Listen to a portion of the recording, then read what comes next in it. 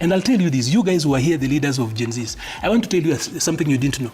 Do you know that on 25th of June, you guys would have had the Republic if you had leadership? Guys, if you've not had a look at this epic confrontation between MORARA and KASMUEL Makure on Citizen TV this morning, you got to have a look at it. Now, this was one of those moments where two brilliant young leaders in the Gen Z movement, you know, some of the most articulate and polished young guys we have around, had a major clash on live TV.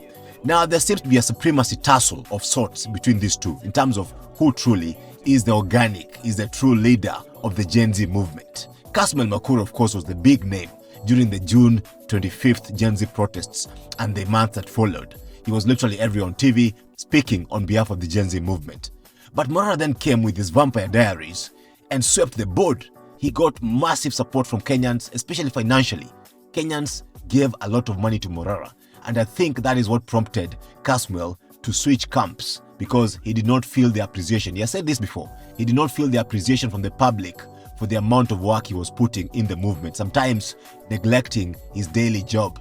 And so he trooped off into the open arms of ODM. Now, it was interesting to see them sharing a forum today, and they did not disappoint. It was fireworks. But don't miss the wisdom right at the end from Arnold Maliba, you know, the UDA policy advisor. He told these young people that this kind of bickering is what is gonna prevent them from getting power. So guys, get your popcorn out, watch, enjoy, and subscribe and like. Let's grow this channel together. There is a third issue that we've forgotten, which I want to put into perspective, and that is the issue of importation of labor.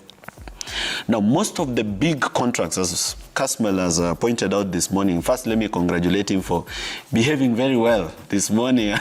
He does not behave like a member of ODM who is part of the broad-based government. I will ask him whether he's a member of ODM. I injected him and it is working. So there is the issue of importation of labor into our country. Trevor, I think I've said this time without number, and I'm a person who does not hide any of the moves that I make. Whenever we were on the streets agitating for good governance, the war on graft and accountability in government, I went all out. Then when I realized that there were some sinister machinations with some of the people who are on the front lines being super obsessed with grant writing and fundraising, chanting down with American imperialism by day, at night going to have meetings at the embassy, everybody chanting Ruto must go in the morning, and in the evening trying to secure appointments with the state, I realized that we're dealing with a political problem. And this is where now I would like to put every political party that is on this table to the light. If you think about Inject, it came at a time when we had agreed that we were supposed to just keep this as a movement.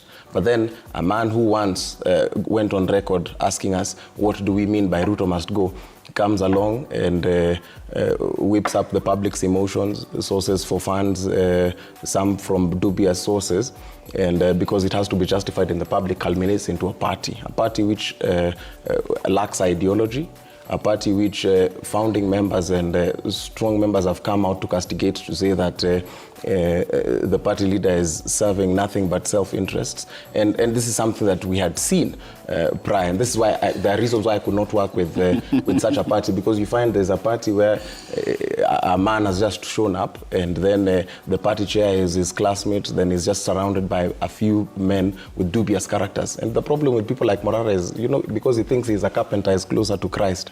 You think about UDA, which is also a special purpose vehicle to win an election.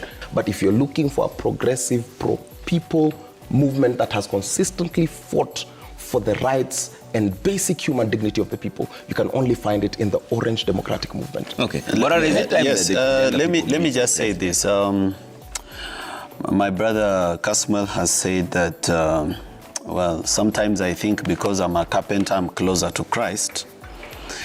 And it will not be further from the truth. I am indeed close to Christ. But you see, the problem with our friend KASMUEL is that he thinks that because Akili ni nywele and he has a lot of it, then he knows more. The truth is that whatever he is doing at ODM is something I did there 7 years ago. I was a youth leader in ODM when I was 22 years old. Prove it, because this is just hearsay. I even have a picture I'm going to show you right now. Just right now, not later. I was in ODM together with Kenababu Owino, a long time ago. In fact, I remember at that time, I spent some of my HELB money to pay for a premium membership. I remember it was Kenya shillings 20,000. I had a lot of hope in ODM. I believed in it. My parents have supported ODM.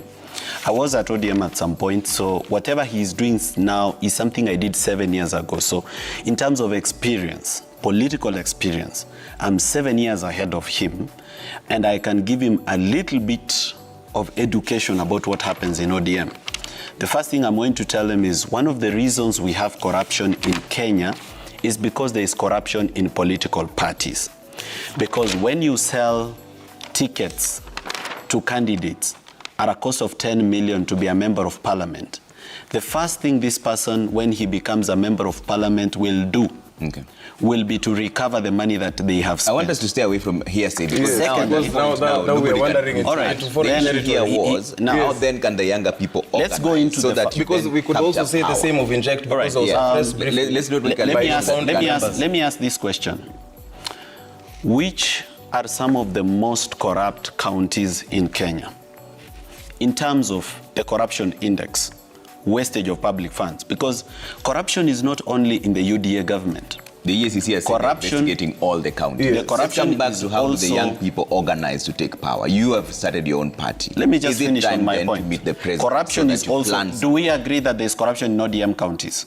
In all counties. We agree there's corruption in inject as well. We've seen actually corruption is a Kenyan problem. Yes, EACC has said that. In your own party, which is supposed to be revolutionary, let's come back to the main issue. The main idea is how do the young people organize so that you to participate, make a change in to participate either in leadership or to take power. Definitely joining the mainstream political parties is not the way. Okay. Because when we went for the Gen Z protests, we were denying or we were rejecting the old order of things, where there is mainstreamed corruption in our government, assisted by political parties, which they themselves have become corrupt within their ranks and encourage corruption and tokenism. So the best way would have been to run a movement based on new values, based on the new Kenya that we want to see as young people and the future that we want. Now, most of the political parties in Kenya, and this you'll agree with me, are actually ethnic-based. So you'll find there's a political party in Kenya for the people of Western, all right, like ANC and Ford Kenya. You'll find that there's a political party which most of its support comes from, like he joined ODM because he's from that ethnic community. They want to hold meetings in Doluo. So that is why he thought it wise to join ODM party. The membership of ODM is from the Western region, but that's not the answer. Yeah. So anyway, that's a different because of that, if you have throw a jab, make it are ethnic. We are discussing political parties. So the best way for young leaders, because now we are talking about young people. These young people are going to be organized by young leaders like myself. The best way to do it is to form political parties that are not based on ethnicity. To form political parties that are nationwide. Completely new. The Secretary General of the Inject Party, he talks about the Inject Party not having an ideology. The Inject Party has an ideology. We have a party constitution. We have a party slogan saying, tunaamini itabadilika. We believe that it will change. If you look at our policy, if you look at Article 2.3 of the Inject Party Constitution, number 1 is to fight corruption. Number 2 is economic transformation. Number 3 is civic empowerment. Number 4, institutional reform. Number 5, environmental sustainability. Number 6 is justice. But those are points. Those are ideologies of our party. Now, social studies textbook has that. They might have it in writing. We have it at heart. My Secretary General at Inject Party is a Maasai. It's called Solonka Pareno. Was he or was he not your classmate? The person who is in charge, look, Orengo was with Raila. That's what we are saying. What is wrong with working with my classmate? Yes, then what is wrong if I trust him enough to work with him, it's exceptional. It's beautiful. How many classmates are working together? We don't have a problem with you working with the Secretary General. But you blaming other people for doing the exact thing you're doing, is that what we are? I've not blamed Raila for working with his classmates. Yes. No. I'm blaming him for taking advantage of the Gen Z demonstration, riding on the blood of the youth who have died to benefit himself economically and have positions also, you know, you've taken this thing where you want to legitimize your part of the struggle with blood. That's why you would lead people against the popular temper. For example, you took your people to Narok where only you were not hurt, but your teammates were hurt. So you want to legitimize your struggle thinking it deserves blood. And we keep on telling you that if you're trying to transform it, the only way I become part of my if you're trying to transform it, no, you're not listening. Come on, if you want to truly transform this country, you have to be absolutely honest in your dealings, because the thing which you're doing is trying to, and there's this narrative that you've been trying to see where you're driving sympathy or you're driving, I do not have a problem with you changing campaign financing, I do not have a problem with you unearthing projects. What I have a problem with is you trying to pull certain stunts to try and whip up emotion, because the new thing which you're trying to drive and which even your founding members... Let me agree with you. Yes, even your founding members... If you have a part of this... Can we also be part and parcel of this conversation? Because you asked the question and it's ended up being a Morara versus KASMUEL. Only I know. I'm sorry. So they need to No, meet you are in not parliament. sorry. No, sorry to Arnold. You are not sorry. To you, I'm not. To Arnold, I'm sorry. Wait, so quickly, Trevor, let me say this. You ask a very important question. And I look at everybody here and they look like they have got heads on their shoulders. And as it is said, that to whom sense is given, wisdom is expected. First of all, we are at a time where we are on what I love to call a generational handover. No one argues with age and wins. The people ahead of us, whether they like it or not, they actually are transitional. The conveyor belt that is actually life has a way of checking out guys. My question would be, are millennials and Gen Zs ready to actually take over government? Because this bickering is very much like what we've seen before. The only difference here is the voices and the looks. But this bickering is quite textbook to what we've seen in our politics. It's textbook to what we've seen before. This is exactly what we don't want. This is exactly where we don't want to go. No. Now, as young people, how do we organize and come together? First of all, being young is not a qualification for leadership. You must bring more than youth. But also, it's important to remind young people that almost everything that is great on earth was done by young people. So whereas being youth is not a qualification for leadership, it's also important to underscore that even Jesus Christ, whom Morara thinks he's closer to because he's a carpenter, achieved almost everything when he was a youth. I withdraw, honorable member. So, my word will be this for the young people out there. First of all, KASMUEL, congratulations for joining ODM. Asante. Outside of a political party organizing, everything that you are doing looks like you are on a bouncing castle. You know, elders, watu wakubwa huwa wanakaa wanakula nyama, wanasema mambo serious ya biashara na watoto wameweka kwa bouncing castle.